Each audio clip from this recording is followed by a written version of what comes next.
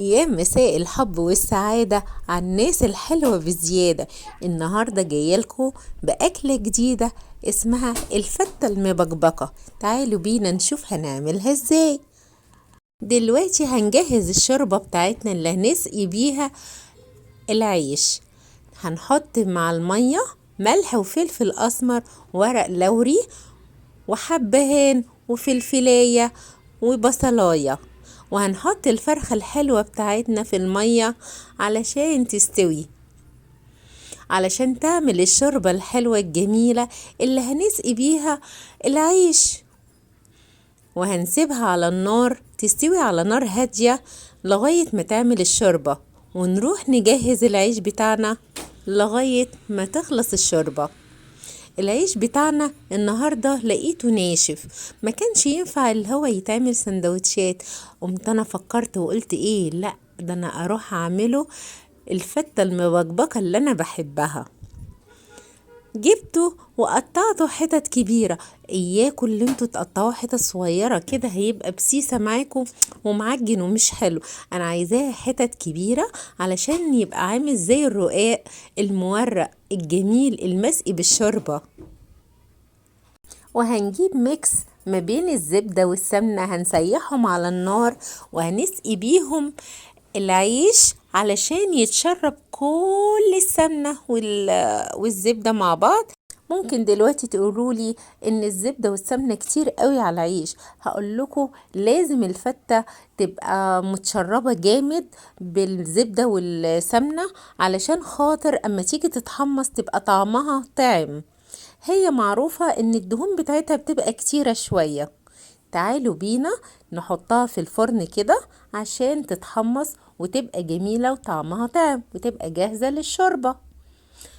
دلوقتي بعد ما اتحمصت على نار هادية، الله ريحته حلوة قوي قوي قوي.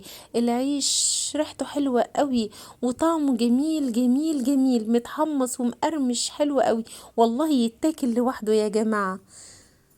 وجاهز دلوقتي اللي احنا نسقيه بالشوربة، والشوربة بتاعتنا الحلوة دي هنحطها فوق العيش كمية محترمة كده، نملاها بالشوربة. ما تخافوش، مش هتبقى معجنة، هتبقى مبكبكة وهتبقى طعمة وهتعجبكم قوي. صدقوني اما تعملوها مش هتندموا على طريقة عمايلها، وهتقولوا يا ريتنا كنا عملناها من زمان. نحطها على النار ونسقيها الشوربة، وتبقى النار عالية خالص علشان تتشرب الشوربة بسرعة قبل ما نحطها في الفرن. وبعد ما اتشربت على النار نحطها دلوقتي في الفرن علشان تعمل الوش الحلو الجميل. ولما نحطها تحت الأول علشان تستوي في الفرن وتتشرب الشوربة كلها، وبعدين نحطها في الشواية علشان زي ما انتوا شايفين تعمل الوش الحلو ده. شكلها طعم قوي قوي وريحتها روعة روعة روعة.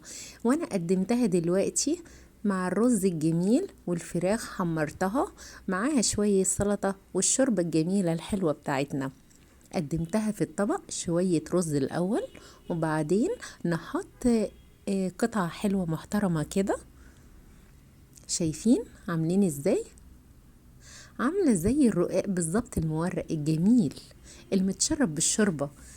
صدقوني هتحبوها قوي قوي، مش هتندموا لو عملتوها.